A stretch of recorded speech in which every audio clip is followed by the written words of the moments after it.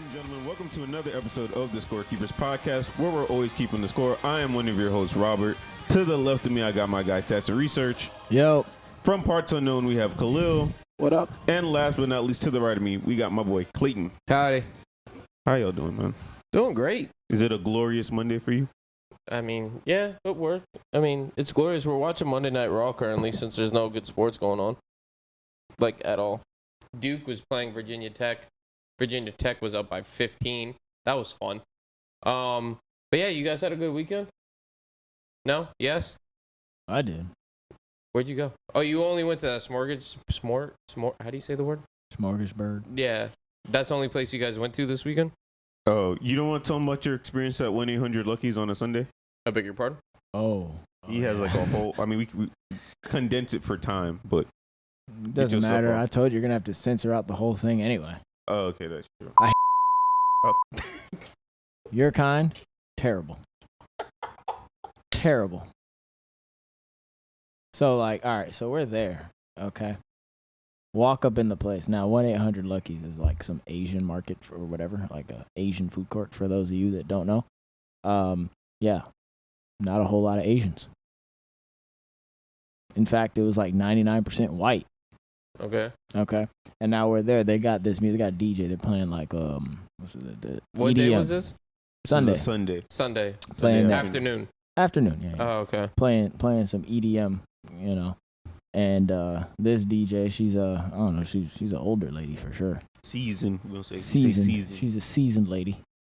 Seasoned white lady. And she's out there. You don't say that word. You want to switch it up? What? I'm not Caucasian. There you go. I don't have to bleep that up. Go ahead.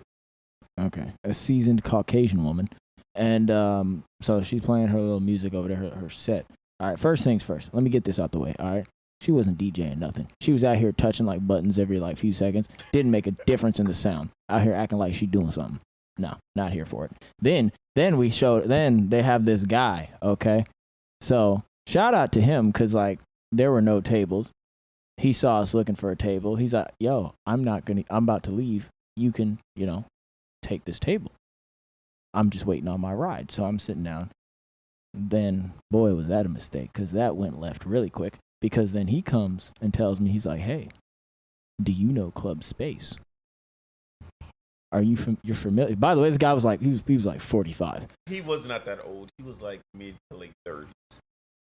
45 is a push. That's Club Space's demo though. Yeah, for men. For men. Wait, what? I've never been there before. Club Space is for like children? Yeah. It's like an 18 and over. Like you got to be 18 to get in. No, cool. Wait, hold on. Isn't that the club that's like open 24 hours? Or am I thinking of a different club? No, that's a different club. No, the one that's he's in right. Miami. Yeah. That's the one that's right. 24 hours? Yeah. What the hell? That and 11 are open 24 hours. 11 is the one. Yeah. Okay, that's where you really got to check IDs. But as far as space is concerned, I don't know. Anyway, it doesn't even matter. That's not the point. The point of this story is, so he's there. He says, apparently, I guess he might be a DJ or something. He said he DJ'd there the night before. He said he performed there the night before. And he asked me, he says, how many hours of sleep did you get? I said, 8. He's like, oh, yeah, I DJ'd like the night before at Club Space. So like, I'm just under the impression that everybody was there.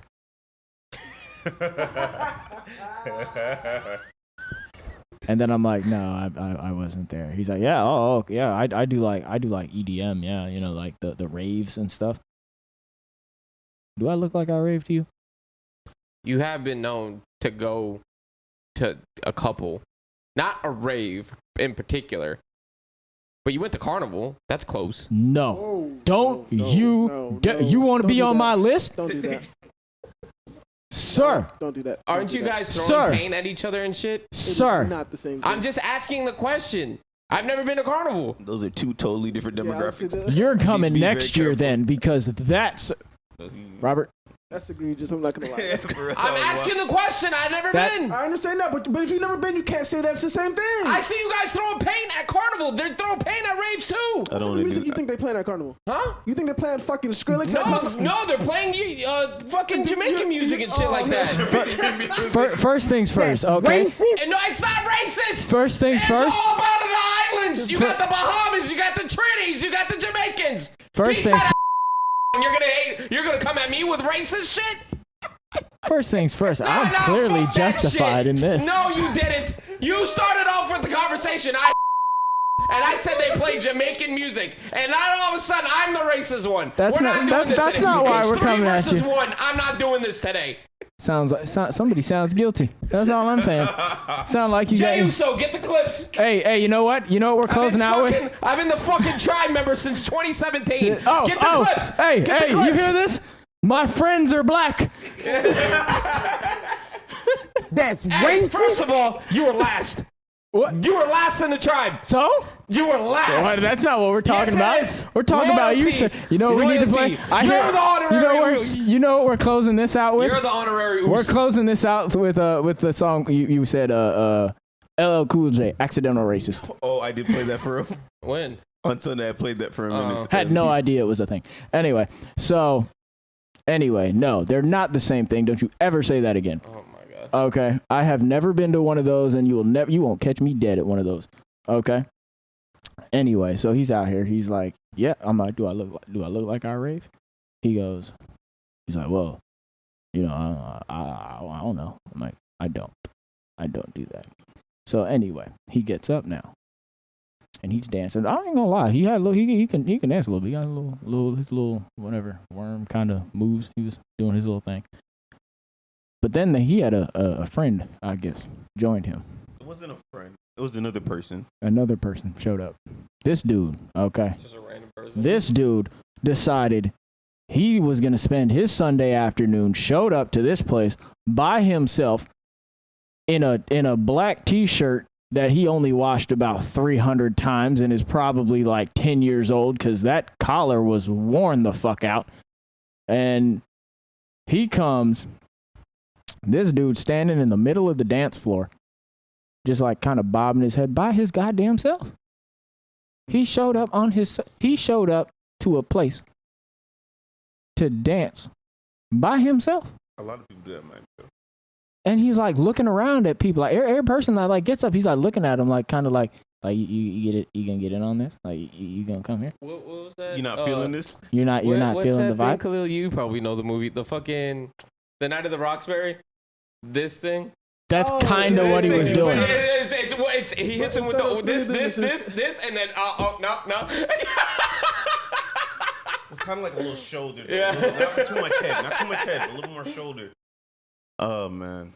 But anyway, this dude's out here, and then out of nowhere, these other two people, a Caucasian couple over here, his girl, she whips out a GoPro and starts recording the DJ. But you seen that meme where the dude on the balcony with his like boombox, and he's got like the three people jump. Yeah, That's exactly what was going on. Dead ass. She's out here recording the GoPro. The DJ out here acting like she living her best life. For her, it is her, the one dude, lonely man by himself, and Mr. I played at Club Space. That was her fan club over there. Loyal. How you DJ at Club Space? You ain't get no groupies for the night. What's happening there? He didn't look like the groupie type. But That's he not his DJ'd at scene. Club Space. I mean, that's not enough for the. What if we ever go to Club Space and we see him? You might show us some love. I might bring you on the stage, give you a little shout out or something. Yeah. Why not, Brandon? He was a nice dude though, because he gave us his table and there was nowhere to sit. They said it first, and then you come at me. He was a nice dude. I'll give him that. I told him, leave that man alone. You got connections. You got Now the other loser, fair. That meant That dude was yeah, a bum. That was I'm pathetic. sorry. But that guy wasn't that bad, man. Come on, man. I don't know, cool. I didn't see what But happened. yeah, Brandon at 1-800-Luckies, not his thing. I couldn't So, get out of there fast enough. Yeah, so we'll never take him there again. All right. But let's get on with the show. Awesome. After you were presenting your war crimes, so All right, great. I guess let's start off with the Chiefs versus the Jags. There's no way we can pause this, can we? Pause. What? This no, show. we're doing the show. It's recording. We're gonna finish the show. This is how the fix We starts. need to get this going. Guess who's gonna sub in to be the tag partner? Oh, Roman Reigns. Oh, Sami Zayn. Oh, makes sense. Like we said, we're watching Monday Night Raw. It's the Raw before the Royal Rumble. We just finished the trial of the century. It was great. Stick to the show. Well, I'm trying, but I have Brandon. The Chiefs played the Jags on Saturday, and the Chiefs won 27-20. I know this score says that it was a 7-point difference, but it seemed like this was all the Chiefs. Patrick Mahomes, 195 yards, 2 touchdowns. Travis Kelce almost breaking the record for most receptions in a playoff game by a tight end. 14 receptions, 98 yards, 2 touchdowns. Trevor Lawrence having 217 yards, 1 touchdown, 1 interception. And Travis Etienne having 62 yards on the ground with 1 touchdown as well. Biggest storyline coming out of this game. Patrick Mahomes has a high ankle sprain. Do you remember what quarter? It was early in the first, right? Halfway through the first? Second quarter, I think. Okay. Well, Patrick Mahomes comes out. We obviously don't know what the verdict was at that moment. Chad Henne comes in, goes on a 90-plus yard drive. I just want to get on the front end. Very Captain America-ish from Patrick Mahomes. Like he couldn't sit down for 10 minutes to make sure his ankle was okay. Like, Jesus Christ. Oh, I need to be there. No, you don't. It's a playoff game. Come on, man. They were okay. It was not that serious. Well, to be honest with you, I guess if you at that moment it was 10-7. It was in that moment. It was 10-7 because that's when Chad Henne marched down the field for a 90-plus yard 98. drive. 98. The great Chad Henne Kalu. The great Chad Henne. My backup quarterbacks couldn't fucking do that. So Should have believed in Chad like I told you 10 years ago. oh yeah, 10 years ago. All I'm saying is, dog, come on, bruh. You had to be out there. You could barely even stand, bruh. Go ahead. See, he almost damn near threw a pick when he was out there. Multiple times. Like, come on, bruh. So Chad Henne, like I said, marched down the field for a 98-yard drive, right? And Patrick Mahomes and Andy Reid, after the game, it came out on Twitter that they agreed, like, you better be negative or you're not going back out there. Like, they, the lip readers of the world, like, that's what they said. So Patrick Mahomes goes down in the tunnel, gets an MRI, X-ray, whatever the fuck, and came back. It was negative. They put him back in the game. Patrick Mahomes looked like a shell of himself. Couldn't even make a bubble screen at all. It was really, really hard to watch. Obviously, you could see that he was playing injured. But a shell Patrick Mahomes is still better than most of the quarterbacks in the Apparently league. it's better than Trevor Lawrence. So Trevor Lawrence had a bad interception as well to close out that game, trying to put it over the top of one of their defensive backs to Christian Kirk, but he just pretty much landed right in the defensive back's hands. But yeah, Patrick Mahomes is now dealing with a high ankle sprain, and like we've said, adrenaline is probably a lot to take care of that. So with that, do you see this being the key factor of the Bengals-Chiefs game? Is this a problem, or should we not worry whatsoever? I'm not that worried. You're really not that worried at all? Huh, I mean, he's had an ankle injury before, and if I'm correct, Joe Burrow has an ankle injury as well. Not right this second, though. Well, I mean, they're both battling, but he's a quarterback. It's not like he's like a running back or he has to do something crazy. Like, but he'll be fine. The difference is that Patrick Mahomes can move around the pocket Yeah. with it. He can do his own in the pocket as well. But we know Patrick Mahomes as the guy that scrambles around, finds an open guy, and then makes some miraculous play. So that I see being a problem. This is a major cause for concern. You think it's a major cause? I do think so, and I'll get that into the Bengals thing later. But I think this is a major cause for concern. Andy Reid came out and said that he was working hard in the rehab, and he was doing okay. That's all he was saying. That he was doing okay. So God forbid, because we're not wishing injuries on any player. Patrick Mahomes gets injured again. The Bengals are winning that game. There's no ifs, ands, or buts. I don't care. Everyone There's here. a lot of things that come into play. It depends on when he gets injured, because you never know. He might, like, if you need Chad Henne to be game manager. If they're like leading by 14, then yeah, I guess you could say that. If they're leading by 10, I think they're fine. Really? Depending on when. You know why I think they might be okay? Game manager, I think it's okay. If they have to play like a half without Patrick Mahomes, and if they're up like 10, I think they can get it done. They can survive. And I think it's because of Isaiah Pacheco. I like Isaac. He has really come on. He's really coming into his own. He is. But you saw, obviously, you don't see a cause for concern. No. You really, I don't. as someone who was concerned about all injuries, and now this one, we saw him toe tapping out there. I don't think he's going to be. He couldn't even make a bubble screen with I don't adrenaline. Is he going to give? I don't think you're going to see like the ad-libbing, like, you know, the But that's crazy. what I know I'm not discrediting Patrick Mahomes. He's the number one quarterback in the game of football. Probably going to win MVP outright. Probably. He got 49 out of 50 All-Pro votes, and the one went to Jalen Hurts. So he's probably going to win MVP again. So he can obviously do it. But it isn't his game. That's what I'm saying.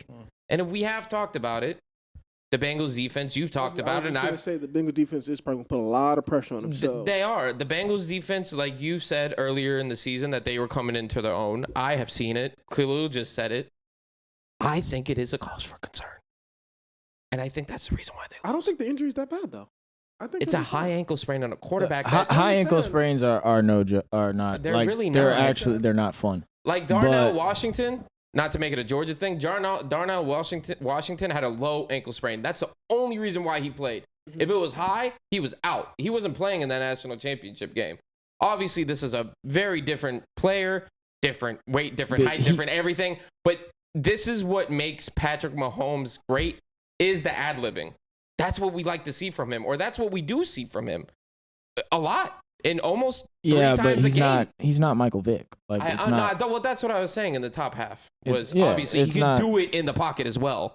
And I don't think you're going to see as much ad-libbing. Maybe, like, honestly, like, it might be something where maybe if they could ad-lib, if he was like fully healthy, maybe I think maybe it makes the game closer than it might be otherwise. If he's fully healthy, I'd say they win the game. But that's my concern. And I think it is a concern, but I think he'll be fine. Like, he has a week. Honestly, the toughest thing about the high ankle sprain is, number one, probably the pain, which he'll probably take a shot for. Probably. That's probably what he did before he went back out there. And the mobility. Like the cuts and stuff like that, which he, it's not a huge part of his game. Mm-hmm. Like, if for the ad-libbing, yes, but like I said, if it means he can't scramble around and pick up 15 yards, he has to throw it away. I was gonna say his downfall is probably not. And to be honest with you, let's be real, that might help them out, because sometimes when you be doing that ad-libbing, it costs the team. Like, he throws picks. His downfall will be him. Bigger downfall is the fact that he always tries to extend plays. Is why he winds up making mistakes instead of just throwing the ball away. He never throws the ball away. He's always trying to find a chance to make a play. But with this injury, he can't afford to be out here trying to play Superman. Like, you either throw it away or risk getting injured again, which I don't think he's going to be willing to do. So, to be honest with you, most of the time I see him throw a pick, it's out of some sort of like ad-lib, like extending the play, and he tries to throw it late over the middle or something like that. For the most part, if it's like in the pocket, going through your progressions, he doesn't usually miss. Okay. So you obviously don't see this as a concern with this coming. As long as he's able to start, he's able to start, right? But remember, who knows? Let's say they win or lose. Whatever. If they do win, they have it. Actually, they have 2 weeks. I lied. So maybe not a major cause, but this is coming right after. And again, adrenaline was running high in the beginning. Who knows if his pain is going to be the same a week from now? It like you said, it's not a joke. We don't see players play on a high ankle sprain for weeks.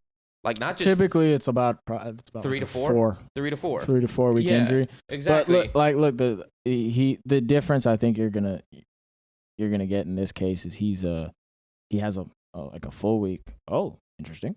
He has a full week, and he has access to some of the best medical care, like, in the country, around the clock, and I think that's gonna make a big difference. He will be as ready as he can possibly be. He's not going to be 100%, but his ankle will be as ready as it could possibly be in a week. And I think it'll be enough. A lot of the key is he's going to have to is stretching it around, like doing some mobility exercise, things like that, to loosen up the muscles, so that they don't stiffen up. But I think he'll be ready. All I do know is that when I see Patrick Mahomes not converting a bubble screen multiple times, that concerns me. And you saw it with the zoom in, with him jumping off his back foot. How many times did he threw it? Actually, what's insane is that he threw a touchdown off his left foot. Yeah. You saw that in the goal line. He couldn't put any pressure on it.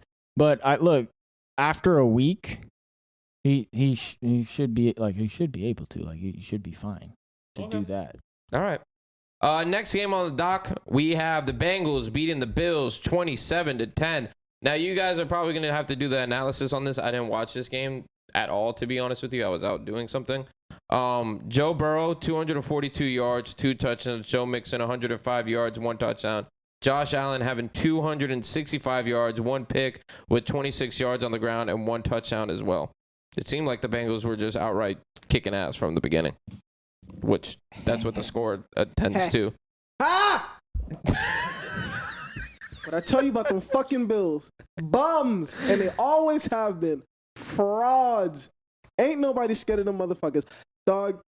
I don't want to play the what if game, but if I had Tua, look, I'll be honest with you. God. I'll be completely. You don't want to play it? I will. What you saw this week, you didn't watch the game, Clayton? Did you see the Dolphins Bills last week? Yeah. Take Skylar Thompson out, put in Tua. That's what you saw. That's what this game was. Different game. That's what this game was. And I've been saying for probably 2 months now on this podcast, Josh Allen has not been playing well. Mm-hmm. He's been doing everything he possibly can to lose these games. I'm not entirely sure if I said it on this podcast or if I said it to a coworker in a conversation, but they've been playing.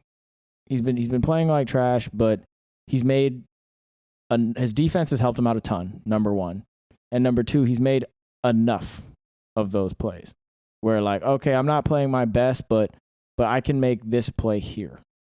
And he does, because he's Josh Allen. He's one of the best quarterbacks in the league. He can do that. Mm-hmm. And it's been enough to get by. And I put on the poll this week, or this you morning. wanted to do that now? Because you had it different in the rundown. That's a different poll question. Oh, okay. But I put on the poll, whose fault is this? Allen. Is it more on Allen? More on the defense? I don't know if any of you voted in the poll. I voted. I did. I personally picked it's more on Allen. Well, you had to pick. Same. Yeah, I would agree as well. However, from the outside looking in, my reasoning for it isn't this specific game. If you want to talk about this specific game, the defense was horrendous. Allen definitely could have put up more of a fight. For sure. He was not good either. Was not good either. But the defense was horrendous. This was not the Bills' defense we've seen at any point in the last 3 years. I'm sorry to cut you off. If I'm not mistaken, I think the Bengals played with 3 backup offensive linemen. They did. That's true. I forgot about that. And got zero pressure. The Bills got zero pressure. They played 3. They were down 3 starters on their offensive line, and that vaunted Bills front that we talk about spent all that money. Nothing. Von Miller tore his ACL. Okay, but that ain't the only money you spent on that offense on that defensive line. They couldn't get any pressure. Couldn't get it with blitz. Mm-hmm. Couldn't get it with 4. And then I'll be honest with you, there were a couple instances where Leslie Frazier is their coordinator, right? DC. Yes, he is their DC. He had some calls. I'm just like, what are you doing? There was a one play, the 3rd and 4. It was 3rd and 4 at the 10, something like that, in the red zone. Yeah. It was a 3rd and 4. He sent 6, but had his corners playing 5 yards off on 3rd and 4. That Joe Burrow audible threw it out to just a quick throw out to Jamar Chase, and he got the first down, no problem. Mm-hmm. So it's just kind of like that doesn't make sense. What? That's not. I don't understand that. So. But my reasoning, like I was saying originally, back to my reasoning for Josh Allen being at his fault, it's because you've been playing so bad for so long.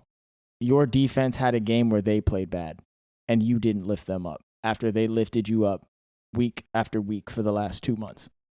That's on you. I agree. I mean, like I said, from the outside looking in, it seems like it's Josh Allen's fault. I mean, you weren't high on the Bengals this season, but I thought they were still going to make the playoffs. The Bengals? No, yeah, I wasn't. No, but I still thought they were going to make the playoffs. I did also say that Joe Burrow was a dark horse MVP candidate, and that's exactly what he is this season. But as you look at the stats, I understand he has a torn UCL. I understand that, but you're, like we say on this podcast all the time, you're on the field. And if I'm not mistaken, someone played last year with a torn UCL too, and I forgot who it was. But 265 yards and a pick at home is not playoff football. Fuck yeah. That's not how you win a football.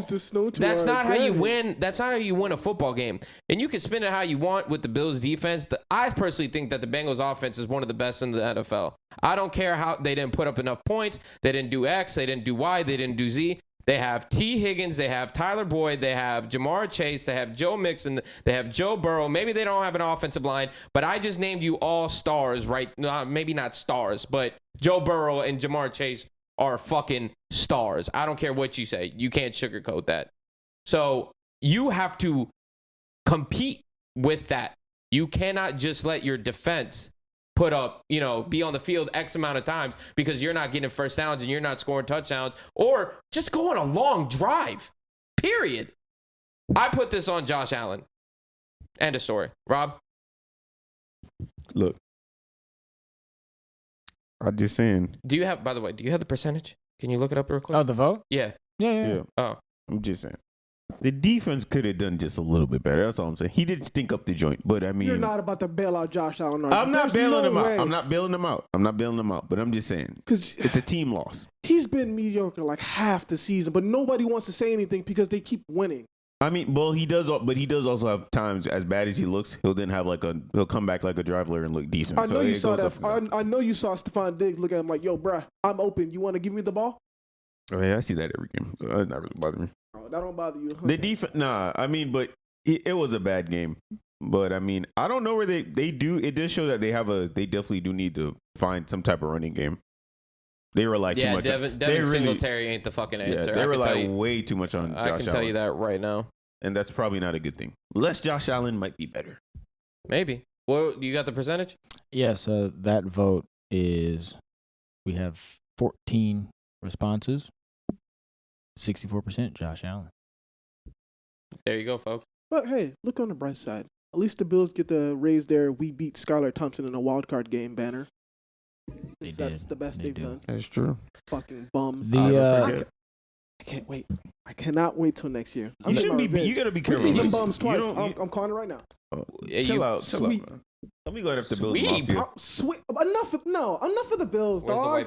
Where's the whiteboard? I don't. I need that. I don't know where. I need that printed over there somewhere. Since the season started, it was all Super Bowl favorites, dog. I'm telling you, I see right through them bums.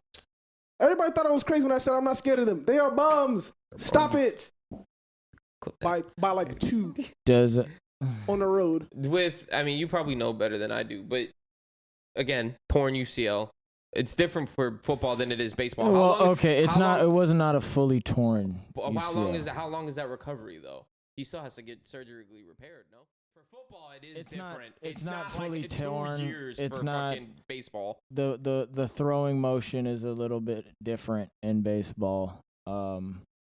Now, I don't know the severity of it, so I'm not sure if any of you know when you technically a sprain is torn ligaments. That's what a sprain is. It's just like much less severe. So I thought it was just a bruising of the muscle on the inside. No, a sprain. Or the bone, I mean. A sprain is you have torn ligaments. Oh, okay. It's just not. They're just like small tears. You got it? This is just a regular. It didn't say for a football player, but it says if your injury is mild enough, you don't need surgery. You can make a full recovery within a few weeks. For some, it could take as long as 2 months. If you require surgery to fix your damaged ligament, it routinely takes at least 9 months to heal and regain the strength and stability in your arm. That's a long time. Obviously, his is not severe. Yeah. And also, I hold him to the same standard that I gave it to Matthew Stafford. If you're gonna be out there playing, Oh hurt, no, we just said that. Yeah, no, I'm just saying. Oh. I'm not giving you the pass because you went out there and played hurt. I mean, his arm seemed fine to me. It was more his decision making. So yeah, it wasn't. We're about to just get into that right now. Yeah. You finish off. I was gonna tee it up. I mean, since it seems like we're all in agreement, it's Josh Allen's responsibility this game, or blame goes on him. Does he miss Brian Daboll? I say yes. I say no. I say yes. I say yes. I mean, we maybe had a little bit of a discussion of this, maybe last week or 2 weeks ago.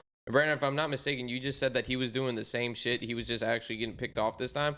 But all I can say off of that is that Daniel Jones had a career year. Yeah, it's a career year for him, and it's just a good season for average quarterbacks.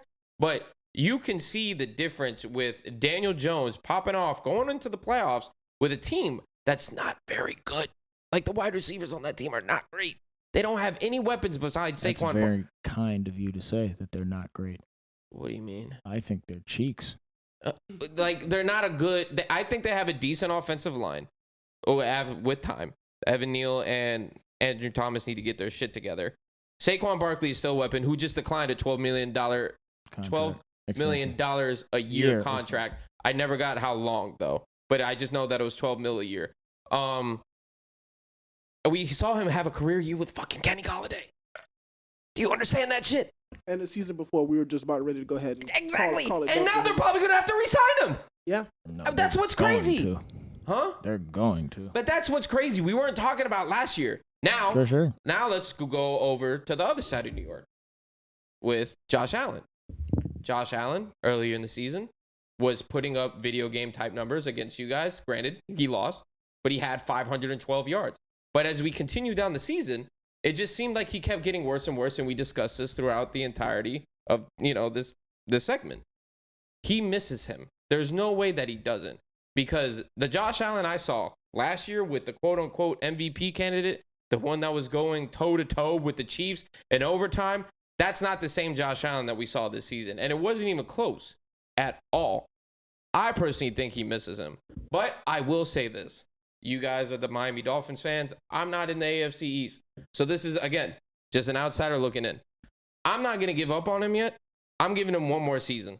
If he has one more season? Like, what? It's almost over? Because this was the best Bills team that he had. Nah, I wouldn't say that. It was better than last year's. On paper. Exactly. No, because their defense was trash this year. Well, because of injuries. Wasn't good. Yeah. I guess. Maybe if Von Miller comes back. Even then, he's 35, 36? I mean, but Von Miller was the enforcer on that team, though. He was. Defensive line. So. But I'm gonna give him. All right, let's push it. Let me give him a couple more years. Go ahead. Okay, so I'm gonna just say this. Okay, I have the stats to back it up. So his best season statistically. We good? Look, man. I had to go to speech class. I have an excuse. No, but I went to speech when I was growing up. I have a speech problem sometimes. I know I sound so elegant sometimes. But in 2020, he had a 69% completion percentage, right? That was with Daboll. Nice. Exactly. Last year with Daboll, Give me the he had a yards per 63 attempt. Yards per attempt. Hold on, come on. He had a 63 completion percentage. This year, the exact same amount, 63% completion. Yeah. Touchdowns. Hold on. Touchdowns. Total or passing? Wait till we get to the picks. Total or passing? Right now, I'm just seeing passing. Yeah, it's just passing. Last year, it was 36. This year, 35. Last year, interceptions, 15. This year, 14. Okay. So he's playing the same. His yards, the problem is he's gotten bad this year. It's not so all the picks, yes, but he had 30. Fumbles. He was responsible for 30 turnovers this year because of the fumbles. Yards per attempt last year, 6.8. Due to the Miami Dolphins. Okay. Well, put that out. Yards per attempt last year was 6.8. This year it was 7.6. So he just like morphs into a gunslinger and just ain't really hitting. I'll be honest with you. Like well, they probably won't have to because they'll probably get a job somewhere else. But I think Ken Dorsey needs to go. Statistically, he actually played better this year than he did last year, and that was with Brian Daboll. I don't care That says? Okay, there's more stats to back it up. I'm just saying. All right. We just glossed over what Brandon said, and I actually kind of agree with him. What? That Ken Dorsey got to bounce. I agree. I don't think that's a problem. I think I'm gonna listen. This isn't about his stats. This is not about that because you can't say Josh Allen. I don't care what the numbers say. Josh Allen was not as good a quarterback this year than he was last year. How many interceptions? Did we say that? he had 14 this year. Last year he had 15. Josh Allen last year does not fumble the ball on the 2-yard line, trying to like kneel out the game. He doesn't do that. I think this is what's going on with Josh Allen. I think what Brian Daboll, yes, the development. He helped him develop. He saw the talent and worked with him and helped him become the player he is. There's that part of it. I think the part where he misses Brian Daboll is the kind of coach Brian Daboll is, what he gives to him mentally. And I don't know either of these people like personally, but I'll tell you this. I have never seen Brian Daboll act the way Ken Dorsey did when he lost that game to the Dolphins. That was funny. That tells me that Ken Dorsey's reaction to that game tells me a lot about the kind of coach he is. That tells me when mistakes are made, you don't feel like the ball doesn't go where you should, or maybe he calls the wrong play or whatever it is. You are a hothead. And Josh, I'm like, again, I don't know him. I don't know any of these people. I don't know what Josh Allen is like. But it does not seem to me that Josh Allen is the kind of player who responds to that kind of coaching. I agree. I'm sorry, but the only reason, and you can have all the stats that you want. How long was he under Brian Daboll? 2 years. 2 years, right? Daboll. Last year was his second year. Yes. All I can tell you right here is that in Daniel Jones' first year, with nothing, he had a career year. Let's say he has a third year. This could drastically change for the better in terms of Josh Allen. But all I'm saying is that I see this guy leave, and that he turns that quarterback into something decent to where he might get a contract extension. And then we move over to the other side of New York, and we're sitting here questioning Josh Allen and his decision-making throughout the entire season and in that game. If Daboll, whatever the fuck, Brian, if he's there in that playoff game, I don't think this goes out so smoothly. And I'll be honest with you. I think the fact that the stats are so similar is kind of, in a way, kind of proves my point. Is that last year, and look, I've watched a lot of Josh Allen games. Like I said it on here, and I've told you, he's like you just said, he's making a lot of the same throws and making the same decisions as he's done in the past. Yeah. He's making a lot of the same decisions. Like it just so happens, like more of them are turning into turnovers than they were last year. And like you read the numbers, like it apparently like that's not necessarily, maybe the fumbles. You didn't read the fumbles. I think he's fumbled the ball a whole lot more this year, but interception wise, not really the same, 15-14. Mm-hmm. But like I said, it just the way Brian Daboll had him playing, you didn't notice that. Yeah. But you notice it now. Exactly. And maybe like I'd have to go look at every single turnover. Maybe like most of his turnovers last year were meaningless. Like they're up 3 touchdowns. Like it doesn't matter. Yeah. But like like that Vikings game, horrendous. Yeah. Like he had like 3 like awful turnovers like at bad times. That game didn't need to be that close. Exactly. And like that they got that close because like he let them back into that game. You know, and so a lot of it, and that's what I'm telling you. I think Josh Allen seems like the kind of guy where like you're gonna have to live with some of that with him. Like that's just how he is. That's what it's a little bit like Brett Favre. Like Brett Favre would do the same thing. Like freaking shit ton of picks. Led the league in picks. He still does. I think he's thrown like 200, 300 interceptions in his career, like something ridiculous. But you just gotta like live with that. Mm-hmm. It's part of what makes him great, who he is. But Brian Daboll is the kind of coach that can kind of get to him and be like, hey, listen, this game's not all on you. Like you don't have to do that. So like maybe he'll throw the 15 picks, but 10 of them are in meaningless situations when they're up.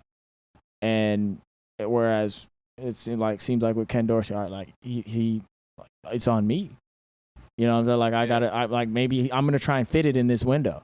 or I'm going to try and scramble and extend this play. And we've seen it. Like, he's like a big dude, but he's not like the greatest with like the way he carries the ball. Sometimes he's like really loose with it. Yeah. So, you know, and it's just kind of, I just think that's what it looks like to me. Before you guys, I give you guys your final thoughts, I guess what you said, I'll give him like 2 more years. But I pretty much know what Josh Allen is. What I saw this season, maybe it's Daboll, maybe it's not, whatever. I think it was. I'm going to give him 2 more years before I decide if he's worth the shit or not. Because, I mean, yeah, he's a top 10 quarterback in the league, but top 5, yeah. Dak Prescott, people thought he was, and we'll get there soon. I never thought that.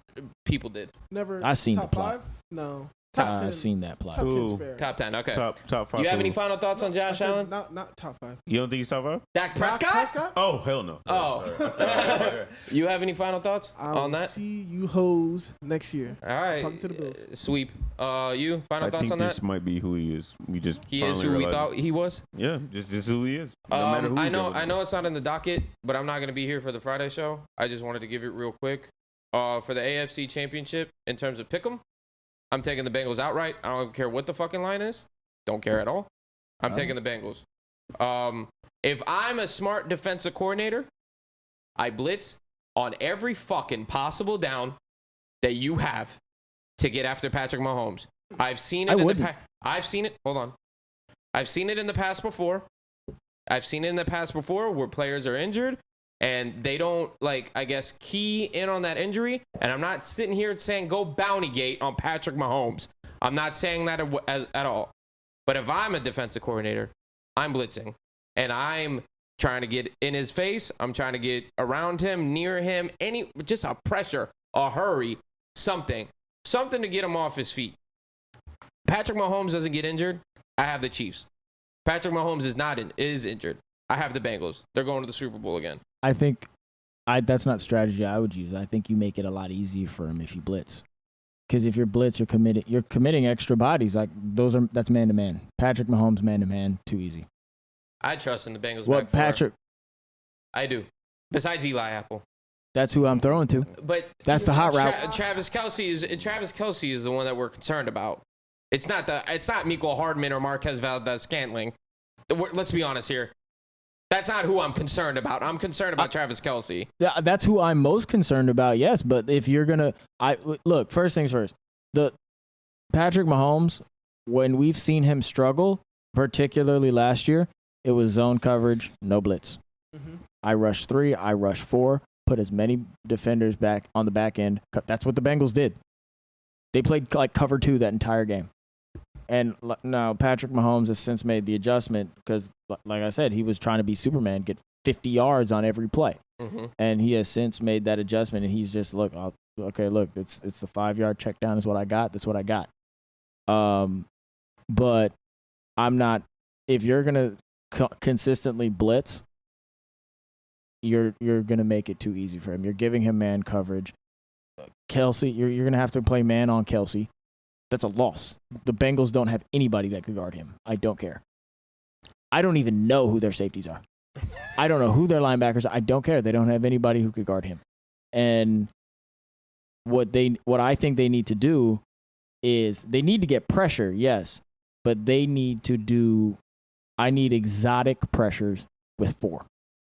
Yeah. Like stunts? So, you run games, you run stunts, you – like hell, like you want to bring linebackers, you want to bring safeties, you want to bring corners. That's fine, but I'm bringing 4. So like if I'm gonna run, like I'll bring a linebacker, but I'm dropping off an end. Mm-hmm. Like I'm gonna overload the line. I'm gonna give you like a 3-1 like side and run like a game. Mm-hmm. Like those are the kinds of things I'm doing to confuse their line, so I could get pressure with 4. Because now if I could get pressure with the 4, make Patrick move. And guess what? Oh, and I'm playing cover 2 on the back end. Good the fuck luck. Yeah, you got nowhere to throw, nowhere to run. You got nowhere to throw, nowhere to run. All right. I guess we see it different ways. But regardless, by the way, they're probably gonna play zone anyway. They don't have the corners to play man to man the entire game. So I still have the Bengals outright, regardless. We'll move on to the next game. Oh, by the way, I had a poll for that last topic we talked about. Does he need Daboll? Yeah. Looks like he needs Daboll 78%. Jesus Christ. All right. Next on the docket, we have the the Cowboys versus the 49ers. How about them Cowboys? The Cowboys losing this game. They lost it 19-12. Brock Purdy, 214 yards, no touchdowns. Dak Prescott, 206 yards, 1 touchdown, 2 picks. CeeDee Lamb, 10 receptions for 117 yards. Oh, George Kittle had a decent game, 5 receptions, 95 yards. Now, this game I did watch kind of from beginning to end. I saw the Dalton Schultz pass, so that's the only thing that mattered. Nothing really came analysis here. Mostly a defensive battle, I guess you could say. Or Brock Purdy got the jitters in him. You call it defensive battle. I call it inept quarterback play. I was going to say, or you have Brock Purdy with the jitters. That's why I literally just said that. Spooked. All I can tell you from this game is that Dak Prescott did not look very good at all. Like I said, 206 yards and 2 interceptions, especially the end of the game where they still had a chance to win.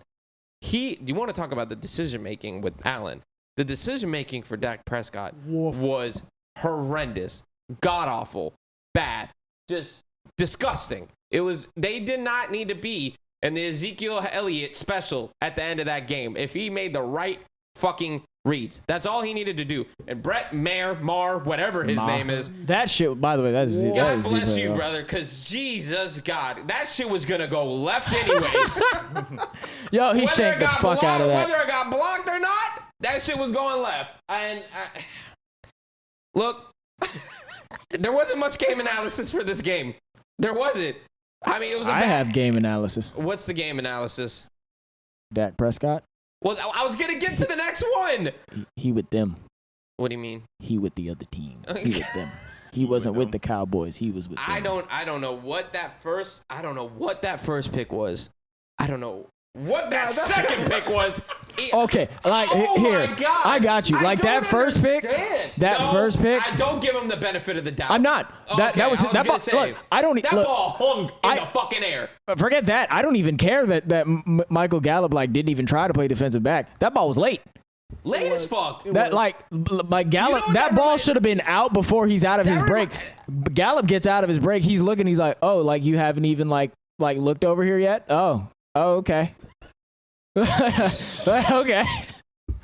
That second one was so bad. Like that should have been like intercepted twice. Like it was actually intercepted, but before that, the cornerback like should have intercepted that, and he did not. And then, oh, for the love of God, like the pick six that Dre Kinlaw dropped. Oh my God. Like, how did Dak not see him there? That big, like, he's like a 6'3", 240-pound black dude. How the hell you ain't see his ass? Granted, most of them are. I guess so. Look, so we bear the question. Is it time to move on from Dak Prescott? It's been 7 years in the league.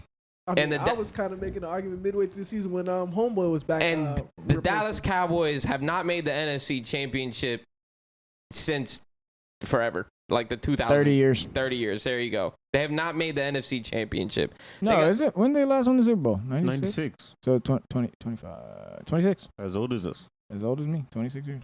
So there we go. Is it time to move on from Dak Prescott?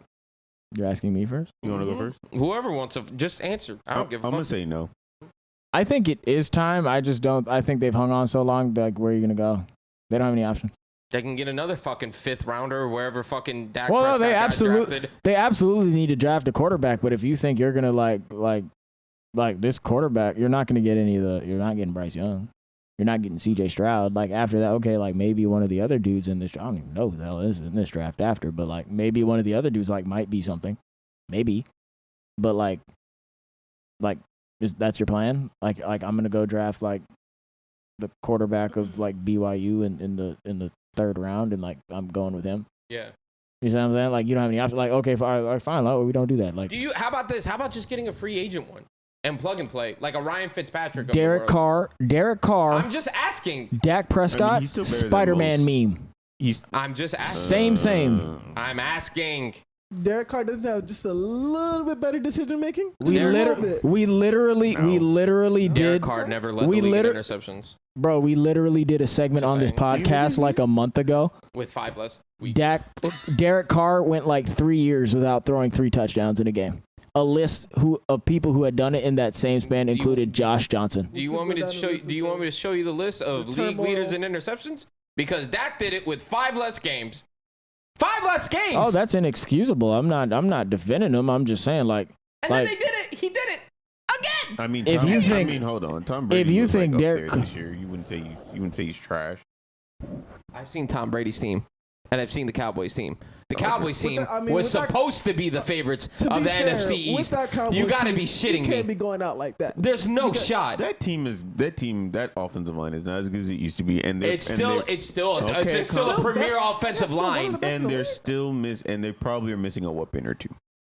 They had one, but they got a 5th round pick for him. In terms of what? Are you saying they need another skill position player? Yeah, they have them. I personally think they don't. I think they were fine. I think they're missing another game. Your Super Bowl favorites did not look great in this game. They could have easily. The Cowboys could have easily won this football game. I don't know. I saw the game against the best defense in the league, which they are. But they could have easily won this game. Still, even with after the interceptions, I would still. He's the reason they lost. All he had to do. I'm not saying that. Timothy Prescott. Okay, look. Listen, just listen. Okay. Obviously, he has limitations. That's fine. But obviously, when he has more talent around him, he looks better. He's just that type of quarterback. That's a pretty good damn team he had out there. I don't think. Who is their wide receiver too? Michael Gallup, who missed 6 games. So after that, who you have? Michael Gallup. Okay, I don't know it off the top of my head. They're not. Okay, so let me ask you this. No. Okay, so we could go further back. Over the 7-year career, he had more talent. And what was the result? It was the same. Okay, but I'm still making my. That doesn't take away from my point. He needs more talent around him. But even if he has limitations. No. But Rob, you're saying to add more talent. He's had it before. The results have been the fucking same. What more talent do you want? Does he want the dream team of the Eagles in 2008? Okay, so hold on. You want to turn up? Fine. Let me ask you a question. You're replacing with who? Someone else. That doesn't make them better. That's the problem. Like you're saying someone else. You can't give me somebody. But what am I doing? If I'm replacing him with star power, or am I replacing him with middle of the road quarterback? What am I replacing him with? Because if I say Patrick Mahomes, Joe Burrow, X, Y, and Z, obviously they're going to be better players. No. This is a realistic question. Yes. Like if it's time to move on from Zach, like where are you moving on to? Give me a name. Let's say you put this year's Tom Brady in there. No, like I mean, well, how does the team fare? Honestly, they probably still lose, but that's not. Like it's a realistic question. We're having here. This isn't a hypothetical like philosophical discussion. Like what direction do they turn? Like you said earlier, we asked the question: is it time to move on? You said you should have, but in terms of you can't. But the other part of it is they can't. Like I have no idea what that contract looks like. They might not actually be able to. Speaking of contracts, I haven't even gotten to the worst part of this Cowboys run. Do you want to hear it? What? Is it the fact that he held Jerry Jones hostage for that contract and then did that? Or that Ezekiel Elliott gets paid a lot of money. Yeah, he's getting paid $12 million. Ezekiel Elliott is slated to account for 6.7 against the cap for the Dallas Cowboys in 2023. 11.8 in dead money and only 4.8 in cap savings. He won't hit free agency until the 2027 under his current contract. 2027. I mean, they're going to hold on, time out. And no, do you know why that is? Because they gave him a contract extension after his 3rd year. You know when that contract extension hit? Just last season. But they can restructure the deal to the NFL.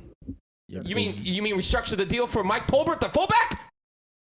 They can restructure the deal. It doesn't matter. They can restructure the deal. There's no incentive for him to do it, though. He ain't going to get paid anywhere else than what he's getting paid right now. You don't have to tell me that, so I can see it with my own eyes. Fucking, he literally turned into Mike Tolbert overnight. Meanwhile, Tony Pollard is the fucking best back on that team. Probably best skill position player on that team. He just break his legs. He just broke his leg. Well, that's not his fault. And he was just about to get paid. And they're gonna franchise. Exactly. They were gonna franchise tag him. He probably saved him. That's true. Do you have anything?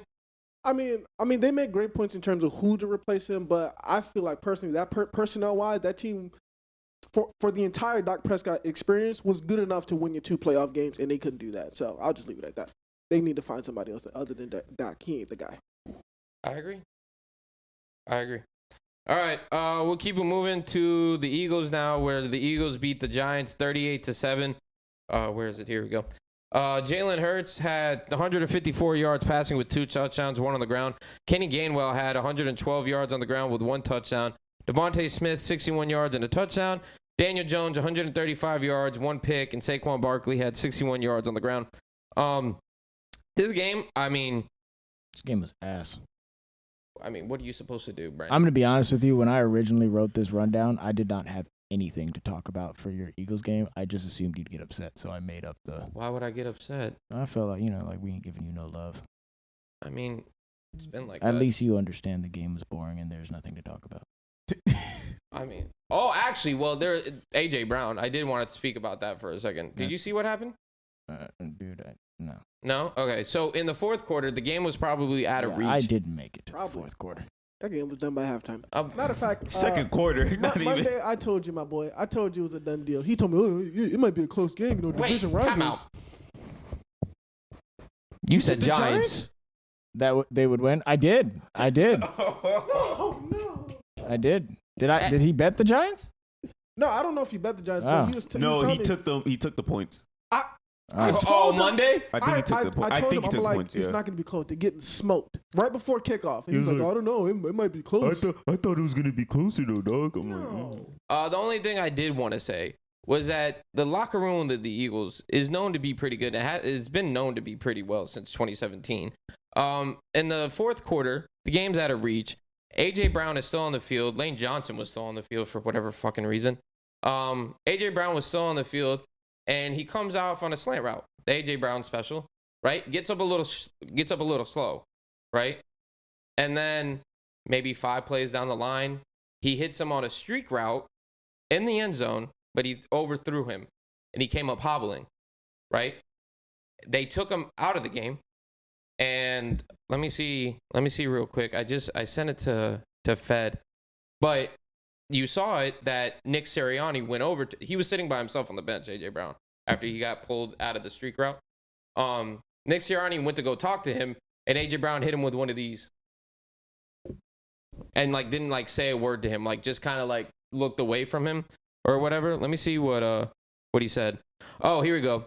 Nick Sirianni says A.J. Brown was frustrated towards the end of the game and was going through something with his body. Nick says A.J. was thrilled the Eagles won and should be ready for Sunday. And talking about that, of course he wants the ball, but make no mistake about it, he was thrilled we won the football game. I don't want A.J. Brown to be hurt, on top of Lane Johnson being hurt, who played very well, by the way, and Jalen Hurts, half-assed, I guess, being hurt. He said he's nowhere near 100%, but he took a couple of hits that game, and he looked fine to me. The second play of the game was a 40-yard dot to fucking Devontae Smith in the top left corner. I mean, I'm fine. To me personally, I didn't see that, but from what you explained, much ado about nothing. What do you mean? Doesn't matter. A big deal. Not a big deal. I mean, that's what people. A receiver. It blew up on Twitter a receiver, on that night. That's why I was concerned about it. Philadelphia. You guys are a little. We'll talk about Philly in a second. A little crazy over there. What'd I do? Why do you do my mans like that? Who? Why they ran off with his car? Dude, I don't know. For real. Do you know why? There's some Kia thing going around. Kias are getting stolen all over the place. But I don't know why it was C.J. Gardner-Johnson. They're the easiest cars to break into and shit like that. Yeah. But why do you do my mans like that? I don't know. Do you think, to be honest? If they knew it was him, they probably wouldn't have. I feel like they didn't. I feel like they would have. Why would they? After they just won your playoff game? No shot. Nah. Dog, they be out here ripping down the street lamps for no reason. Get out of here. These people. In celebration. They don't steal people's cars. They'll flip them. or set them on fire. Look, when you have a receiver of his caliber, his talent, number 1 guy, top 5 caliber receiver in the league, comes with the territory. To be honest with you, the only exception I could tell you to that I'm aware of, at least currently in the league, is Tyreek Hill. Tyreek Hill doesn't seem to be that kind of guy. Okay. Tyreek Hill will he'll know he's not getting the ball on this route. He will run that route like he's getting the ball. So he can clear out space for Waddle or Sherfield or whoever. Even back in Kansas City, like he did the same thing. Like he's just that type of dude. But most guys like that, that's how they are. They want the ball. And that's how you want them. That's what makes them good. That's what makes like a guy like Randy Moss good. Like, give me the ball. Well, I was just about to get into that. Like I said, I'm not going to be here for the Friday show for the Pick'em, so I was just going to do a quick preview of each side. You put in the chat, are the Eagles ready for the 49ers defense? That we could talk about. Yeah. We can have a full discussion. I think you said last week or maybe the week before, the Niners don't have the number one passing defense. Shockingly, it's the fucking Eagles because James Bradbury has the lowest passer rating in the league. And Darius Slay, I believe, is still third. If I not, mean, like the actual stat total. Defense. Oh no, I'm not talking about individual corners. You said like their individual corners might be better, but like as a unit. Well, in terms of passing defense, they are number one. The Eagles? The Eagles are number one. Oh, okay. Yeah. Maybe I got it back. Maybe they're number two. Oh well, regardless of they were one of scoring one, and they might be one in scoring, one in run, two in pass. In terms of the Eagles' offense versus the 49ers' defense. I personally think it will come down to the wide receivers and against the Niners corners. If you've looked at, maybe I haven't watched a lot of 49er defense, but I have seen the last couple of games. CeeDee Lamb went off for 110 yards and a touchdown. The week before, even though that they got smoked by the Niners, the Seahawks, DK Metcalf had a pretty decent game as well. It seems like the wide receiver number one is the clear-cut thing to do against the 49ers defense. Because I'm not running the ball against that 49ers run defense. I am scared. I do not care if Jalen Hurts is back there. I do not want him getting hurt. I don't give a fuck. But, I mean, it is the NFC Championship game, so do what you will. But if I'm Nick Sirianni, or as Rob Gronkowski said, Shane Spikeman, I'm going to A.J. Brown from the get-go. And seeing what we can do off of that and seeing if it works first. Because if it is, from what we've seen, if it is one issue on the 49ers defense, which DeMeco Ryans has been doing a hell of a job, Eagles legend DeMeco Ryans, it's the front seven. The back four I'll be honest with you. Probably the weakest unit. I'm not saying like weak, they're the weakest part. Like, it's good to say that. They're the weakest part of a very good defense. Yeah. So, I mean, another thing, Nick Bosa versus Lane Johnson still hasn't given up a sack. It's going to be a beautiful. On an injured torn abductor. So I'm interested. He didn't look bad. He didn't. That's part of the, that's honestly. Thibodeau didn't know what to do. Didn't do anything. He didn't do anything. So I'm interested to see in that aspect of it. As far as I think there are a couple places to look here. First things first, on what you said, I don't think at all the Eagles should have that approach. That's not what got you here. What got you here is your run game. It tends to be, not just in football, but in sports, you go away from the things that got you, brought you success. You get problems. And also, if they do go away from that, I think if you go away from your run game, I would be more worried about Jalen Hurts, because if they're like, oh, well, they're just not going to run the ball. Okay, they're not going to run the ball like they normally do. Cool, we'll go tee off on Jalen Hurts. I'll say they're going to send bodies.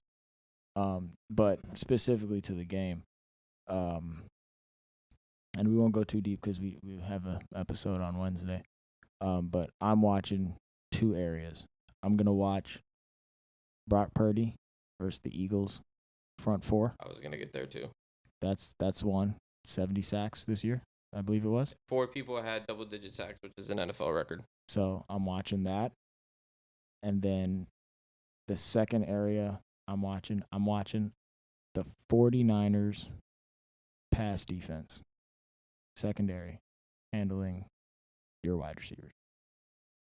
Okay. Those are the two areas I'm watching. Just to give you some context with, the running game, we've seen the Eagles. We saw them run for over 300 yards versus the Packers, and then the following week they threw for over 400 yards with Jalen Hurts. I'm not too concerned about that, to be honest with you. I get where you're coming from. I do.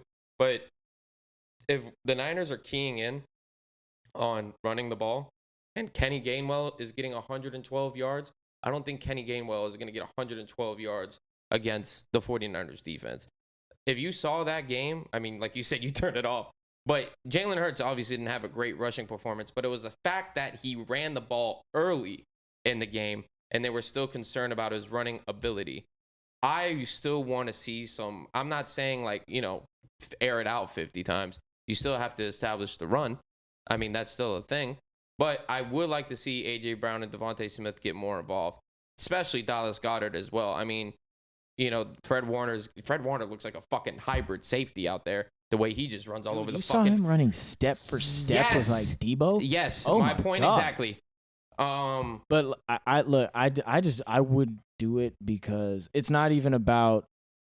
It's just about the more opportunities he has to drop back. It doesn't have to be a legal hit, like Nick Bosa comes off the edge and like hits Jalen Hurts late and he falls on the shoulder wrong. Like, cool, you get the 15-yard penalty for it, but now my quarterback has one arm.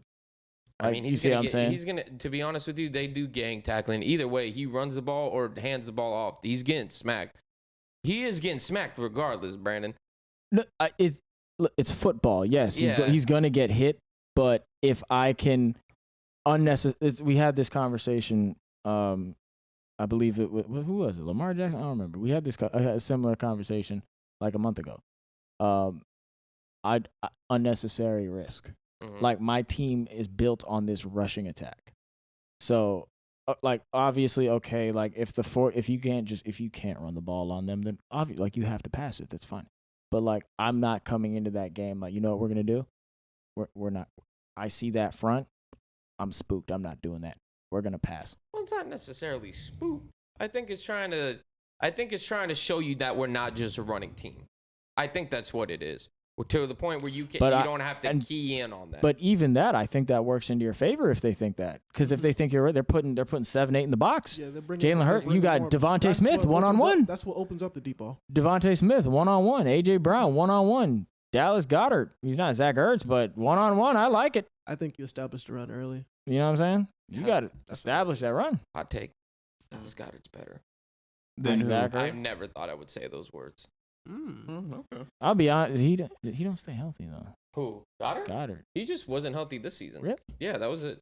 But another thing that you wanted to talk about. I mean, this is very point blank, but I just wanted to discuss Eagles defense versus Niners offense. You were talking to, specifically just the two positions. Brock Purdy versus the front four. But if we go back into the Eagles' losses this season. The first loss of the season was the Commanders. And if you remember that game, that was the game that Jordan Davis actually came out of the game, or he was injured the week before, and I've talked about it lengthy. Immediate drop-off in terms of run yards per game. Yeah. If you watch that game, the Commanders, all they did was run the ball. They held the ball. They I think it was like one of the top 5 games in terms of possession this season. And the Eagles didn't have the ball at all. But after that, we signed Linval Joseph. We signed Ndamukong Suh. And, things are getting better, but not better to the point where it's like, shut down. I want to see, and if you watch this Cowboys game, that's exactly what they did. They held on to the ball. Mm-hmm. And they're one of the top teams in terms of times of possession. I think, again, top 5, if I'm not mistaken. They are that team. Brock Purdy doesn't really have to do much. All you have to do is hand it off to Christian McCaffrey and Deebo Samuel in the open field, see what happens. Mm-hmm. If they do not stop that. This Christian McCaffrey and Deebo Samuel, they are walking out with a loss. They are absolutely walking out with a loss. Because, like we just discussed, you don't have the ball a lot. You got to get points quick. You're going to have to pass the ball. You don't have anything to establish. I don't give a fuck if you're down by 14 and the other team has 15 minutes of time possession, you're fucked. Mm-hmm. So that is my biggest concern of that was the offense. And say what you want about Brock Purdy. I'm obviously still not the biggest fan of him. Robert, who has the Niners as a Super Bowl favorites, still is not a fan of him. And he's about to, You're not that guy, pal. Trust me. You're not that guy. He's winning games, and that's all that fucking matters in the league. That's the thing, though. He's winning fucking football games. You got to run out of luck at some point, and I think this is going to be the game where that happens. Have you seen a lot of his scrambles? No, not Brock really. Purdy's? No. I mean, there's some moments where I saw the Seahawk one. The Seahawk one, he almost looked like fucking Patrick Mahomes. I know, but there's also moments where he does that, and he ain't necessarily making the best of decisions when he does that. And I think that's what's going to catch up to him. I think he might wind up throwing a pick or two, and that might be what the game changer is. Personally, I think we have the number one passing defense, yeah, but I don't think it's on. I mean, you do that in any football team. If you give the other team 7 seconds to throw the ball, it's still very easy, regardless of your corners, safeties, whatever. But it's also the pass rush that's why we are the number one passing defense. 70 sacks, fourth in NFL history for a season. They don't get to him. Trent Williams made Michael Parsons look like a toddler multiple times. Meanwhile, Michael Parsons made the right tackle look like a toddler when he went horizontal. But even in that situation, it still wasn't a high-scoring game. Brock Purdy didn't even score any touchdowns. It was the run game that got them. Exactly. That game. Exactly my point. Point blank. But that's the point. Mm-hmm. You better stop that shit. If we are sitting here and you a head coach, if you believe that Brock Purdy is not a threat and you don't stop that run game, you lost the game. I think you guys are better equipped than the Cowboys are to stop the run game, which I think y'all will be okay in that aspect. And then if you're able to also on top of that get pressure to Purdy, I think that's where the mistakes are going to start. A lot of Jonathan. I mean, I talk shit about Jonathan Gannon, but Jonathan Gannon in terms of defense, I think we're 12th in the terms of rushing defense. He plays a lot of first down. Every first down, if you watch it, he's 5 down with Jordan Davis, Linval Joseph, Ndamukong Suh, Fletcher Cox in the middle, and they just base it off that. But if you can't get anything 5 down, if you let them get 2nd and 5, 2nd and 3, it's a wrap. It's a wrap because you have Deebo Samuel, Christian McCaffrey, Brandon Ayuk on occasion. You have any of those guys as weapons in the open space. I don't care who you are. You're not stopping all 3 of them. I guess so. I've seen Jonathan Gannon do this before. He gets cock strong. He played man defense against a very bad wide receiver core. Got fucking praised by Nick Sirianni for it, saying he's going to be a head coach soon. And now we've seen him play soft zone against Andy fucking Dalton, and Andy Dalton looked like a Hall of Famer out there. The week after, we almost beat the fucking the Cowboys with Gardner Minshew. I don't want him changing it up. You have Darius Slay, you have fucking James Bradbury, play man, you'll be okay. Deebo and Brandon Ayuk are going to do their thing, but they're not going to do it by just sitting in the zone. Same with George Kittle. Are you a fan of George? Yeah. Yeah? I like that. Some people don't, anyways, because of injuries. Oh. But when he's on the field, he's George fucking Kittle. Yeah. So, obviously I don't give my prediction, but that was my only preview of this upcoming matchup. Do you have anything? Anybody else have anything to say? No, we can move on. No, we're good. Good. Do you want to talk about what the other poll? Yeah, just real quick, we had a discussion last week about the poster, NBA poster dunks, Ja versus Vince Carter. Are you gonna read the TikTok comments? Oh no, never mind. No, my bad. I'm not gonna read those. I did a poll asking people, write in your responses. A lot of them were Vince Carter, Ja Morant, nothing like too different. I think I had like 4 or 5. One person, however, threw out a name. Actually, I'll throw out one from TikTok too, because I remember it. Scottie Pippen. Okay. You got some good ones. He does have some good moments. But how about, can I interest you in, shout out to my boy Dylan for giving me this one. Can I interest you in Dominique? Okay, yeah. I mean, but Dominique's more like I remember him more for the contest, not more in game. Yeah. That's what I was saying. Yeah. I don't remember him really posterizing anybody. No, he was more of a like a fast break. Breakaway. I didn't even think about this. If we're saying are we talking about highlight posters or posters in general? No, like a poster. Like I took someone's. If so, Shaq should be in consideration. Blake Griffin. Blake Griffin could be. Blake Griffin had a run. He was. Yeah, that Kendrick Perkins one where he just kind of threw it in there was gross. TikTok really like Dwayne Wade. Yeah, I mean, someone did agree with you with Prime D Rose. No, Prime D Rose nasty. D Rose was crazy. Yeah. Blake Griffin, D Rose in Russell Westbrook in 2011. That was a crazy year. A lot of highlights. Fair. Although, yeah, I don't know. I'm still sticking with Vinsanity. at least for now. We'll see what happens down the road. But speaking of the Grizzlies, why they try to run down my man Shannon Sharp like that in the game, yo? What's that all about? He told him he don't want no smoke. See, that is my problem with the Grizzlies, okay? I was telling myself the same thing. I'm like, yo, I'm done with the Grizzlies. I hate them. I can't do it no more. They talk all that trash, and then they lost the game to the Lakers. Like, come on.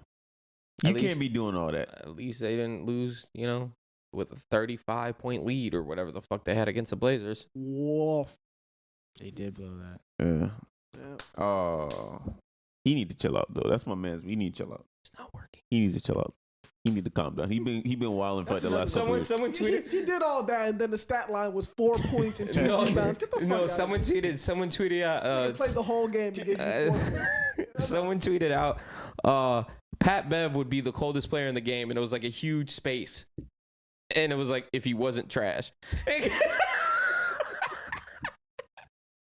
Like, for real, dog. Like, I love Patrick Beverley, but he was just doing a little too much, bro. Like, just bring it down just a tad bit. That's all. How do you feel about the trade they just made for Hachimura? Don't make sense to me.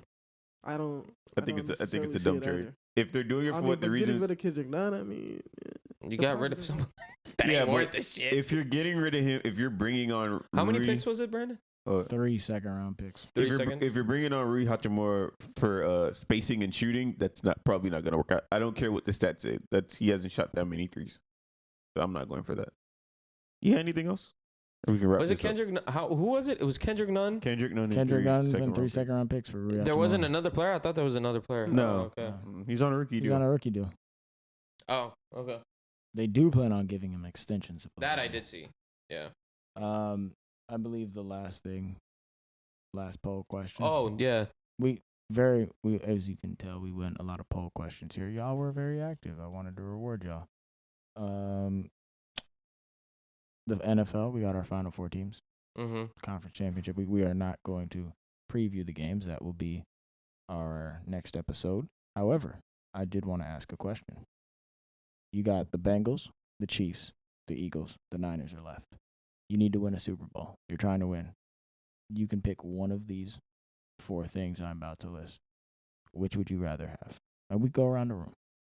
So your options are, you can have Joe Shiesty, Joe Burrow, Patrick Mahomes, the Eagles' run game. That includes Jalen Hurts, not just their backs, their entirety of their rushing attack, or the 49ers defense. Khalil, are you ready to go first, or should I come back around? I'm a defense guy. You're taking the 49ers. I'm taking Patrick Mahomes. Oh. I'm sorry. No? I'm sorry. I mean, I'm a big defense guy, but man, 1 game sample sizes, I need Patrick Mahomes. Is it a healthy Patrick Mahomes? That is. Yes, we're assuming we're defense at full strength, your run game at full strength. I voted in this poll. I also took Patrick Mahomes. Yeah, I saw that. You took even Mahomes. though I just want a gay. My Don't bad. say. Coming out party? I just want to say I love Jalen Hurts and I'm happy for him. He's doing great things. MVP candidate. Probably not going to win it, but I would take Patrick Mahomes. He's the best quarterback in the game of football. Robert? You know his answer. Of course. I want to take Patrick Mahomes. Stop lying to yourself. I do. I really do. I want to he's take picking Patrick his Mahomes. Super Bowl favorite. But there's one defense. thing. There's one thing in the NFL that I just, if you can do it, I gotta respect it. I'm going with the Eagles' run game. If you can run the ball, that's like the fundamentals of football. The game's played in the trenches. Wow. I've seen Patrick Mahomes. I did not see that coming. I've seen Patrick Mahomes lose a Super Bowl because he couldn't get the ball off. So I've also seen him win a Super Bowl. Yeah, but at a very young age. But to me, I've seen the Ravens have a rushing attack as prolific as the Eagles and not make it to the Super Bowl. Yeah, but to me, if you can run the ball with a quarterback who's better, if you can run the ball, that makes life very much easier. Not We're by seeing it much, with the but he's 49ers. Lamar Jackson's better than Jalen Hurts. Stop. Ooh, that's a good debate next year, boy. That's gonna be a I'm great scared. conversation. I'll go with the Eagles run game, I'm scared. boy. Who'd you pick? Patrick Mahomes. Oh, okay. And the people Also chose Patrick Mahomes. they did not. They chose We Joe had a Burrow, late didn't they? surge. Joe Shiesty tied it Of up. course he did. Tied it Recency up. bias. It is You're not that guy, pal. Trust 38%. me. You're not that guy. 38%. Wow. Recency bias. Relax. It's ridiculous. Joe dog. Shicey's They that saw- guy. they saw that little- Fucking What was his relax. numbers last night? Relax. What were his numbers? He's about to go to another Super Bowl. Relax. Wait, what? Whoa, easy. I already called Cowboy. Bengals. You can I'm call what riding you with the want. Bengals. Call your mama too, but that don't mean you're right. Hello? What did he say? I mean, I'm crazy. This fucker called the Giants last week and no one got him on it. I gave him a look. I made a little noise. Yeah. I was like, oh. I was like, what the Again, hell? 3 versus 1, bro. Might as well title that the fucking podcast. I don't think you have the facilities for that, big man. I don't. I'm 2 down. What, you want to phone a friend? What you going to do? All right. Final thoughts, Khalil. That's Come on. crazy. The fucking wild card games are better than the divisional round. Ain't that how it is? Yeah. Yes. Yeah. Without a doubt. After thinking about it, I was like, yeah, you're right. I I do think, though, maybe that Eagles game won't be the most exciting game, obviously. But in terms of on paper, like this should be the most. It's not going to be a high scoring game. It should be the most competitive game in that sense. If Patrick Mahomes is healthy. Like Rhyme. Because Joe Burrow has the Chiefs' number, apparently. He don't lose to Patrick Mahomes. He just Get your don't have refund back, bitch. Yeah, I mean, so. I like What's a him better so line? That much. or I like Joe that- Burrow. So was that better than Gino's? But I didn't write Nah, back. I like Geno's better personally. I think Gino's is better. I don't know. That Gino's was is the way. tough. No, It was tough, but you got to look at the outer part of it. You have Yeah, to. This one was because they got hosed. But that- Unfortunately, because of DeMar Hamlin.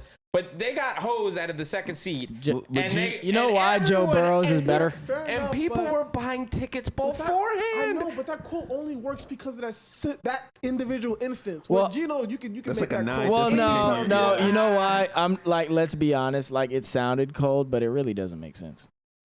What? They wrote me off, but I didn't write back. That doesn't make sense. It was still cold. I Still don't give a cold. fuck. It's hard. That's hard. That's a bar. There's some lines in the idols of history where they don't make sense, but they are still Yeah, but hard. Joe Burrows makes sense. I guess. And it was cold. He ain't the first. Like I said Joe. he ain't the first athlete to tell Yeah, somebody like, to get a come refund on. for their Yeah, ticket, come to on. be fair. So I don't really care. Yeah, but he is. But like, you're not mad at him for it. oh no, of He course always not. does it. Like it's not the first time he says something like that. Like he says stuff like that all the time, and you're Yeah. just like, damn, I love it. Khalil, final thoughts? Gotta wrap Like this think up. about it. Like if Tom Brady said that, God. they'd be like, oh fuck you, I hate that guy. Well, he did it to himself. You see what I'm saying? He didn't do anything. Leave Tom Brady alone. I can't believe I'm defending Tom Brady in 2023. I love him too, but I'm not. If he said that, he did it to himself. Does he come back? Oh, I don't think he's coming back to the Bucks now. Oh, hell. I was talking about football. Period. No, I think he's going to continue to play. It just won't be with the Bucks. Okay. And I guess that's it for me. I got nothing else to say. No final Fight the thoughts. power as always. Okay. Oh, Nature Boy. Woo. Brandon, I got nothing. Oh my God, look at it. you really have nothing? Yeah. That's a shock. Okay. I haven't had anything for a while. No, you've had some things. You have. Say We've something. gone on rants. Say something. Maybe I'll feel passionate about it. on that It'll rant. be Tuesday, January 24th, and your Georgia Bulldogs are your back-to-back national champions. There you go. I wasn't trying to do it last week because of the unfortunate events. What about this week's unfortunate events? What? Oh, you didn't hear the story about the receiver? Oh, Rah-Rah? Yeah. Oh, he'll be fine. He'll be on the field. Okay, all right. He will be. He will be on the field. I saw family What did I miss? violent. Well, the transfer receiver Rah-Rah Thomas, our coveted transfer, I guess you could say, this offseason. He already got arrested for false imprisonment and Kidnapping.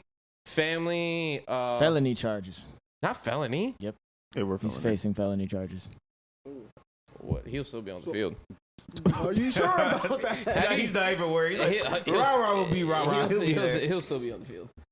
I didn't see. Was it with a woman? Because that changes everything. That's what changes it? It does because it said family, and if he's fighting his uncle in the backyard, fight your uncle. I mean, I don't give a fuck. Was it with a woman? If I don't know. I'm just finding out I about don't this care. now. I'm saying if it was a woman, it changes everything. You know, we were raised not to hit women. But if he was fighting his uncle in the front yard or the backyard, fight your family. I don't give a fuck. Sometimes your family needs it. No? Speaking of kids, You- in the you transfer just- portal. You just had a family reunion where someone almost got knocked the fuck out. No, they was not. They was about to do other things other than throwing hands. Okay, That's my point exactly. but those were, to be fair, those were between two men. Yeah, I mean, Exactly. That's what I'm saying. I If understand it's that. between two men, by all means, put them back on the field. But if it's a woman I involved, want to say how many people get arrested when two dudes fight? That typically don't happen. It's more of just going about your business. nah, I'm not gonna cap. Athens police will arrest any Georgia Bulldog in a 5-yard vicinity.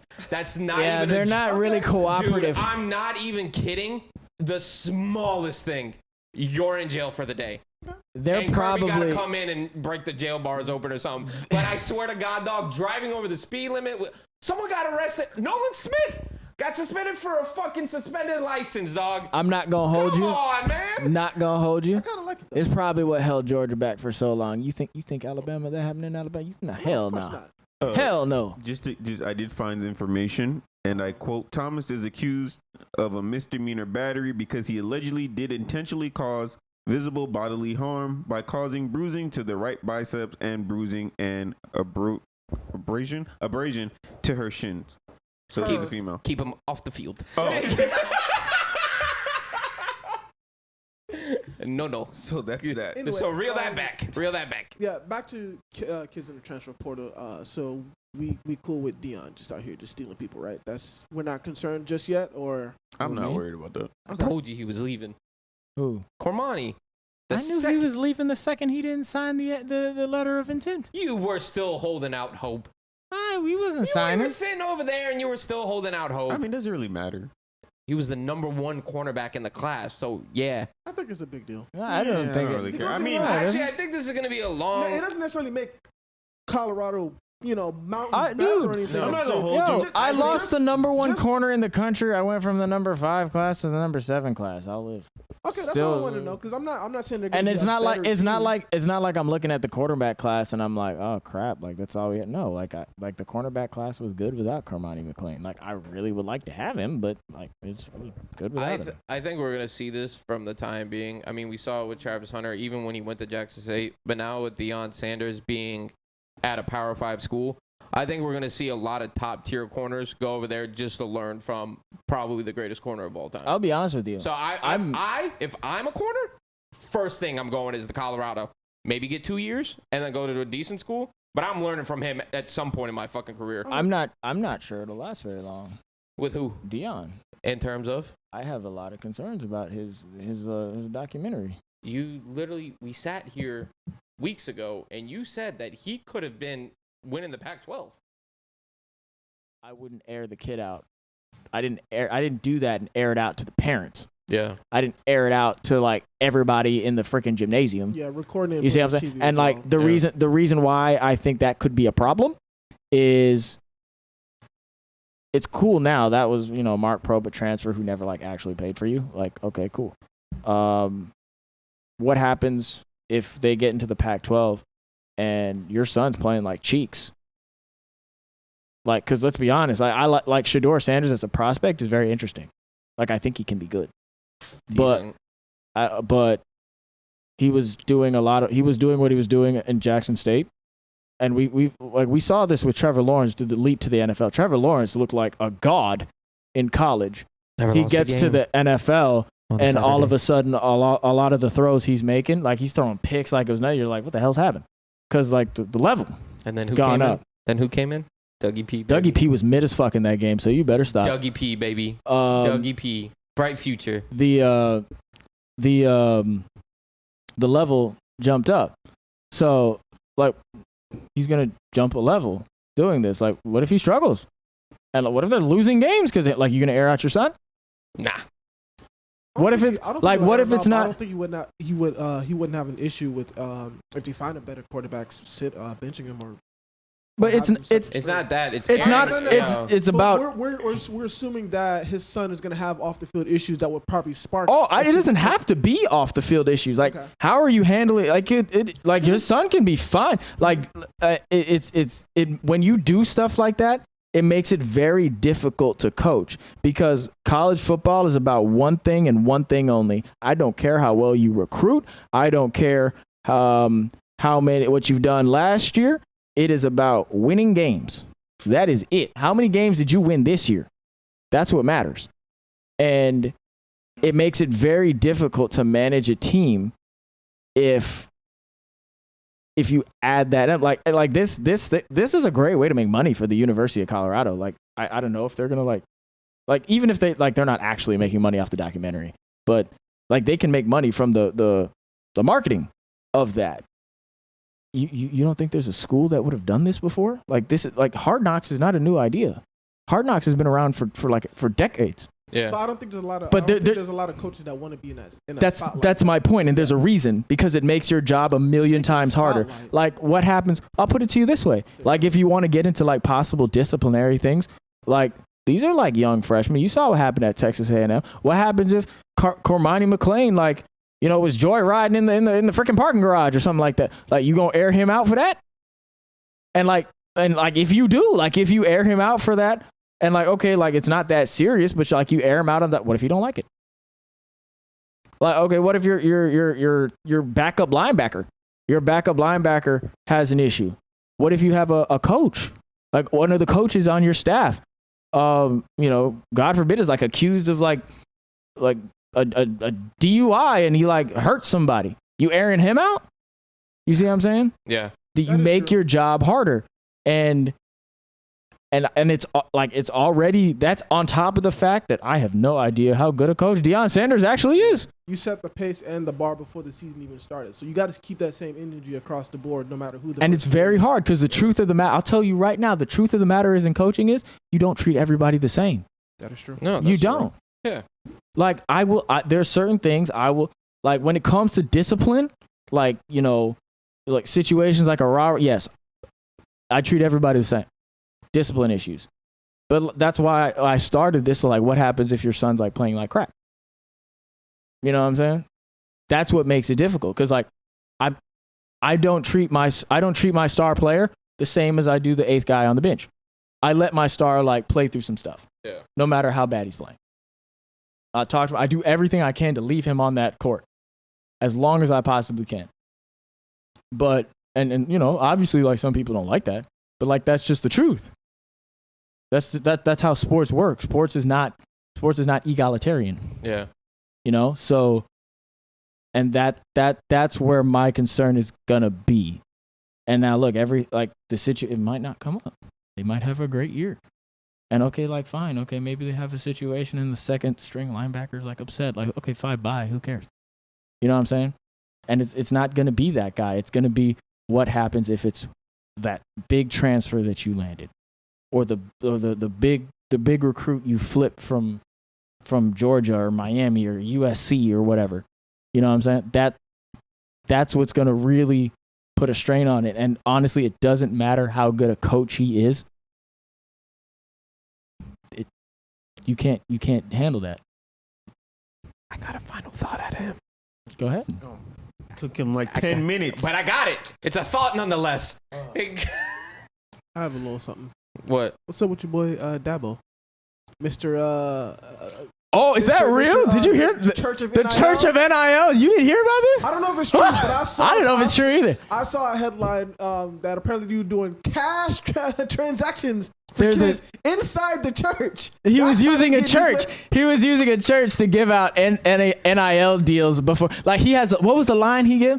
God's NIL? Is that the line? Yeah. Apparently, like he had like coined a phrase. phrase. He was using a phrase like God's NIL, and he's been doing that which actually is not really that big a surprise because supposedly like that's how Alabama's been like. Anytime like you see Alabama like got a dude and there's like they got like a charger. Apparently, it was like a church basically like that was Jeremy Pruitt, Daboll Sweeney. Kind of the same. Now, like I said, I don't know if it's a true headline, but apparently there's that investigation launched to look into I what the fuck saw is going that. on there. That's funny. By the as way, shit. you asked me about this Florida thing, man. Yeah.